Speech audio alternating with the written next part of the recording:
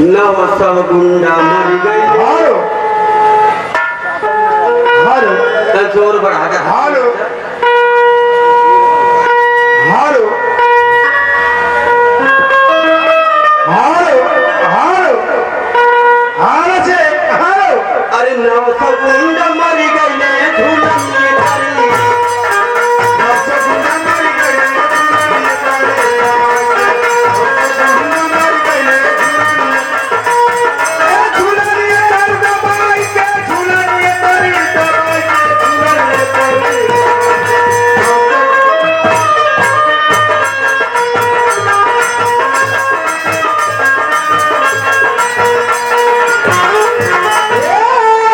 आराम से घाव लग जाएगी। अरे नव सब गुंडा मर गए ये झूलनी तरी। नव सब गुंडा मर गए ये झूलनी तरी दबा। अरे नव सब गुंडा मर गए झूलनी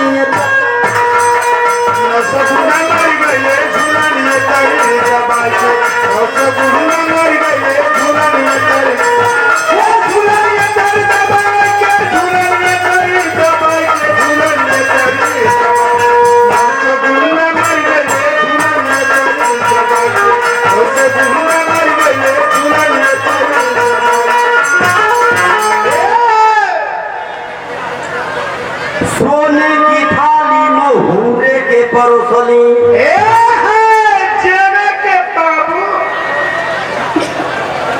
जेमे के खातवा अड़बड़ेली ना हमरे चले वाले से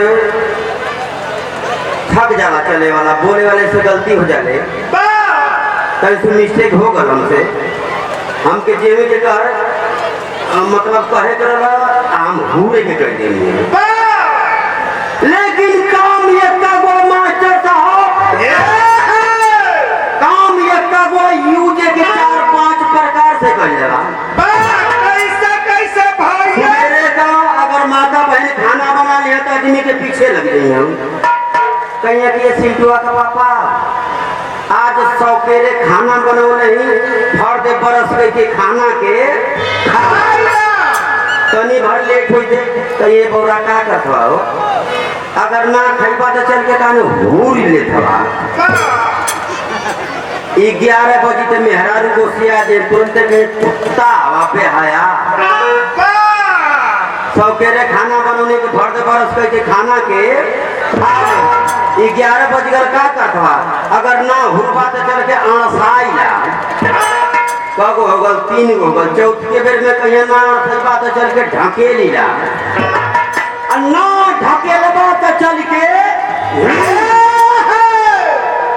उल्टा ना बोल जाएगा। जे जौन एक बतिया बतौल काम एक गो 4-5 प्रकार से कर जाला। सोने की थाली 1 मिनट। अरे सोने की थाली मुझे के परोसली। अरे देवना न देवे अरे भागे लरिसियाई के अन्ना सबूत मर गए झोलनी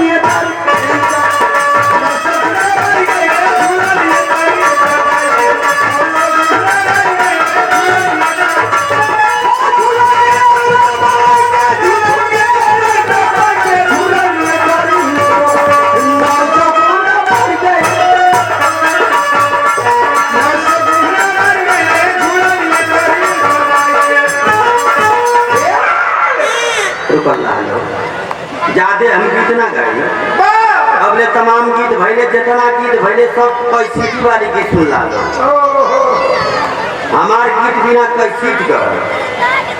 लेकिन अब ये गीत कैसीट में बजत है। गीत का सुनौली है 900 गुंडा मर गए ना ये झुलनी दर एको न मरल। एकदम झूठ बात है। एको न मरल। कैसे मर नहीं कर चबा के कैसी गीत तमाम सुन ला लो। हाय हाय रे सखी पियवा दुआरे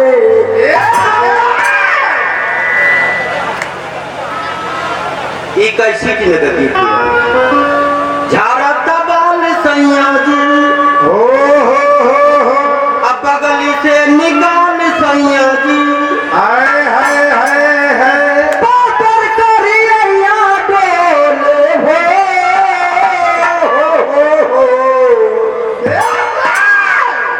अन्न दिया के पीछे जैसे मैया डोले वही में मोर सैया डोले। ये कैसीटिंग का गीत है हमारे गीत बिना कैसीट का 900 गुंडा मर गए ये झुलनी दर एक को नंबर एकदम झूठ बात है लेकिन मरल हमारे चर्चा मरलो हम मरल भी हो हमारे गीत में झूठ सही दोनों झूठ कहाँ से बता दें या सही कहाँ से 2 मिनट झूठ यहाँ से हो कि नथुनी का वजन कितना होला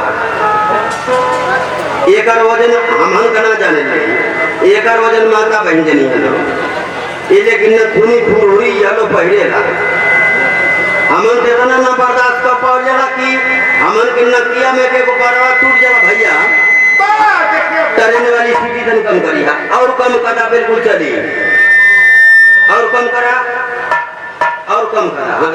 एकदम नथुनी भोजन माता बहन चली हमन इतना ना बर्दाश्त कर पड़ेला कि नकिया में का एगो बरवा हमन के टूट जाला ना पियर खनी फोड़िया हो रे नकिया में नकिया फूल के रसगुल्ला हो जाएगी पूरा मुंह धोवा सजा करवा की नकिया छुआ न आ जहां नाक छुआई कोटा 120 बजाई धड़ाक देनी भर दे करंट आ जाला हमन ओतन इतना ना ओजन इतना ना बर्दाश्त कर पाओ जाला एक इन लोग का नाक के तनी सुखवार है कि इन लोग के नाक में 5 ग्राम से 10 ग्राम 15 25 50 ग्राम अगर 50 ग्राम वजन इन लोग के नाक में हो तो इन लोग का नाक खड़ी है इन लोग के नाक में 100 ग्राम डालगा तुरंत नकिया टूट जाएगी ये 100 ग्राम 50 ग्राम के तोरे ने केहू चपा के मरल न केहू मरी लेकिन मरल हो